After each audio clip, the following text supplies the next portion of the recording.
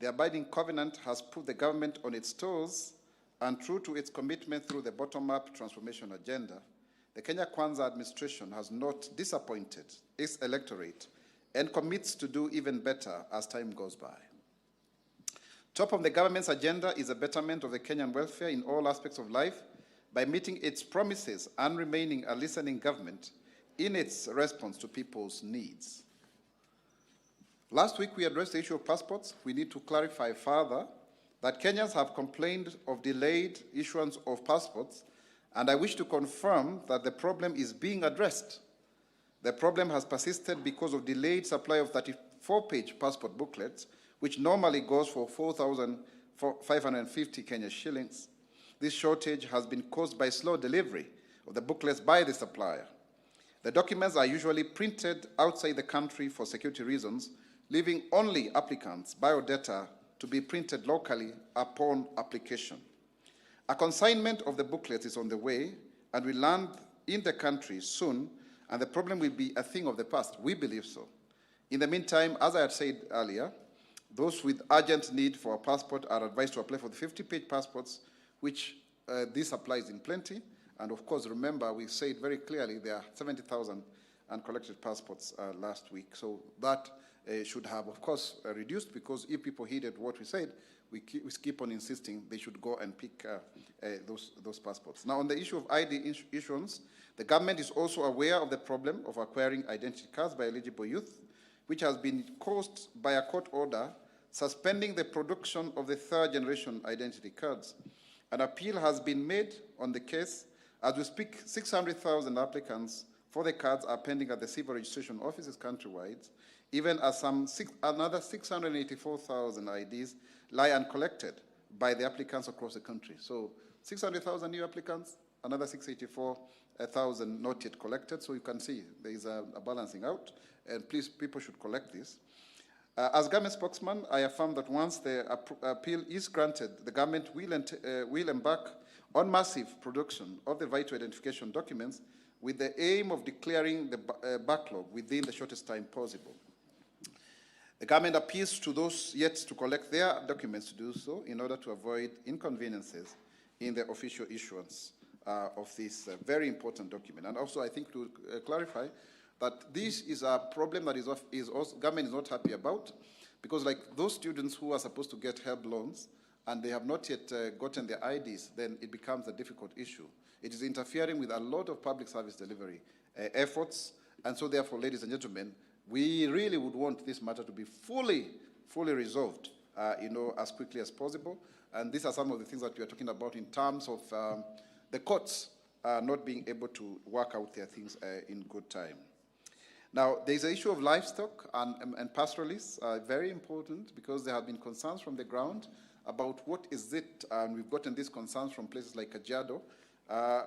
What is the program actually to buy this livestock by government? How do you facilitate livestock agriculture? So on one hand, the government is keenly following up on the de-risking, inclusion, and value enhancement of pastoral's economic project, which is aimed at uplifting farmers' welfare in 21 SO countries by cushioning the economies from drought risk, increasing financial inclusion for the pastoralists, and connecting them to the market.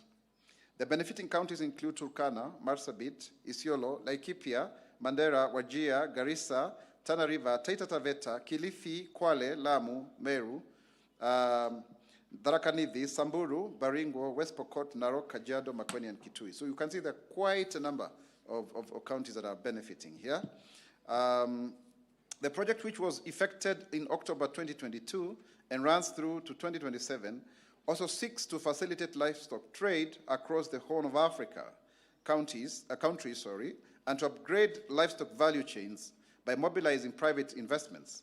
It has financial support for the World Bank, with Kenya being supported by a credit of Kenya shillings US dollars 140 million, which is about 16.082 billion, going by the recent exchange rate. So you can see a big 16 billion to support farmers is available, livestock farmers, so that then we are able to have them benefit from what we promised as Kenya Kwanza government. There are various components of the project. Number one is pasture and fodder production and conservation. Livestock breeding covering Dorper, Sahiwal, Boran, Gala goats, among others. Livestock finishing through institutions of feedlots and fattening. Establishment of abattoirs. Abattoirs are slaughterhouses, this is a French word, for facilitation of meat production and processing of both local and international markets. Then leather tannery and processing. Value addition on the livestock and its products, including livestock feed processing. And it's good I tell you this, just for emphasis, that leather is actually more important than the meat itself that we consume. And we have, 25 million shoes that are required every year, for example. We have 3 million carcasses every year.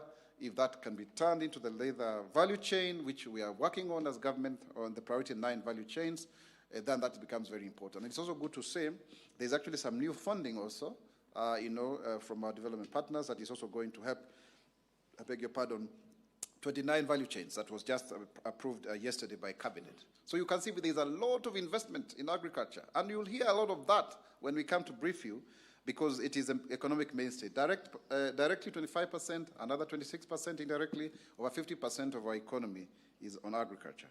And that is why it is one of the key pillars in the better plan that we are trying to make sure that it finds resonance and residence within the mosaic of our fabric. So far, this project of 16.8 billion, 16.082 billion also will help the number of pastoralists and their dependents through financial services, and we anticipate that about 696,642 Kenyan pastoralists will be able to benefit. That is pastoralists and their communities, and a total of 1,620,293,803 has been paid out as insurance claims payout to the benefits. So please, if you have your goat there, if you have your camel, if you have your cow, there is an insurance. There is an insurance, and you can actually be paid. Over 1.6 billion has been paid out. So please, wakulima wa mifugo tuwe chonjo hapo. The project has also seen 107,492 individual pastoralists and 411,123 of their tropical livestock insured. So you can see it's both, particularly the tropical stock, 411,123 that is owned by 107,492 individuals. So insure your livestock, insure your wealth, because this is traditional. And now we are formalizing it into the economy. Because when you have an insurance product, that means then it is actually livestock. It is actually going concern. And that is really, really, really germane and fundamental, because we have the biggest herd of cattle in the whole of Africa. Really, people may not know that.